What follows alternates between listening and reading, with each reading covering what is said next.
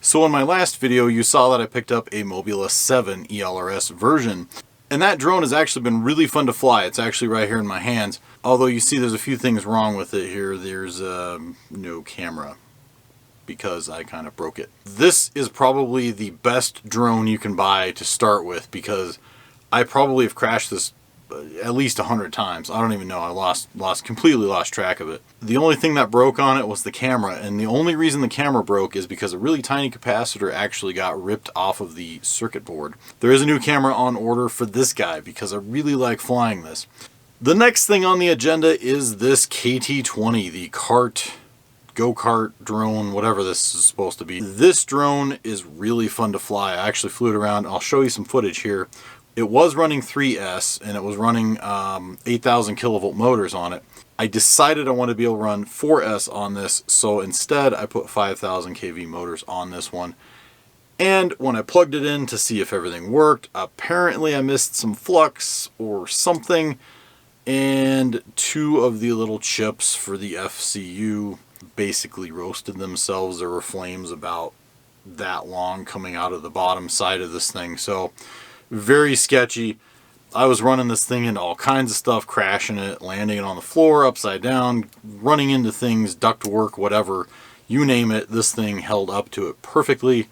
Enough about that one. Now the latest build is very exciting. In fact, I am super stoked about this one. So I saw this while I was cruising Amazon. I saw this carbon fiber drone frame and it was only like, I don't know, 12 bucks or something like that. And I decided, why not, right? It's pretty small. It's actually about 4 inches by 5 inches overall on the wingspan of it. I'm running a Speedy Bee F7 on this guy, the F7 Mini, and I cannot get the Bluetooth to link up to this on my phone, so I can tune it via smartphone. So if any of you know a trick to that, let me know. I've already tried enabling all the UARTs, done everything I could find online to get this to sync up, and I cannot do it. Every time I pair it, it just fails. I don't know if there's a button on here that I'm missing to potentially make it where it will bind to a Bluetooth setup. I don't really know, but it's very annoying. Also on this, you'll see I have two ELRS antennas. This is the Radiomaster RP3, and I tried to flash new firmware to that receiver, and I ended up actually successfully flashing firmware onto this. However, I don't think I selected the right one. I selected it for the Radiomaster RP3, and I flashed it, and right after I flashed it, I noticed on the Wi-Fi screen it did say to use some other completely random name for the 2.4 gigahertz, and yeah, I'm pretty sure it was a bad flash. But then it gives you an error message saying that there's not enough space. So I don't know what that's all about. I don't know why it can't clear the memory before it flashes. I don't know, maybe that's a Express LRS type thing where they need to fix that. I have no idea, but needless to say, I read up on that, and the only thing I can figure is to flash it through UART, through the flight controller. And I've tried that many ways. I've tried putting everything in boot mode. I've tried different drivers, different everything, and I just cannot get it to work. It actually has an onboard DVR, an HD camera, and it will link up to my new Fat Shark Recon goggles. That's right, HD goggles. One of the things on this frame is it's either a 16 by 16 or 20 by 20 on the flight controller bolt pattern, and the HD video system is actually 25.5 by 25.5. So that was a bit of an issue. Needless to say, I got on Thingiverse and found a 3D printed adapter that brings me from 20mm out to that 25.5. So I actually 3D printed this little adapter here.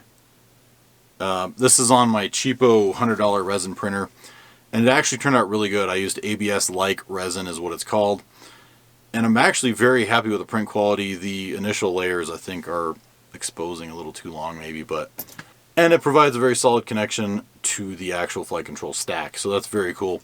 So I found this bag of props on Amazon. These are actually beta FPVs, and there are 4 sets of props in here, and they're different colors.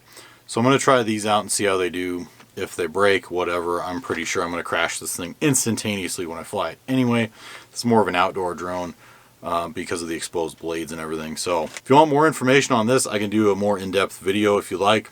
And I hope to bring you some outdoor footage. I found a few places where I'm allowed to fly drones outside. So hopefully I can get a little bit better with the simulator and some more indoor flying here in my apartment. On that note, thank you for watching, and I'll catch you on the next video.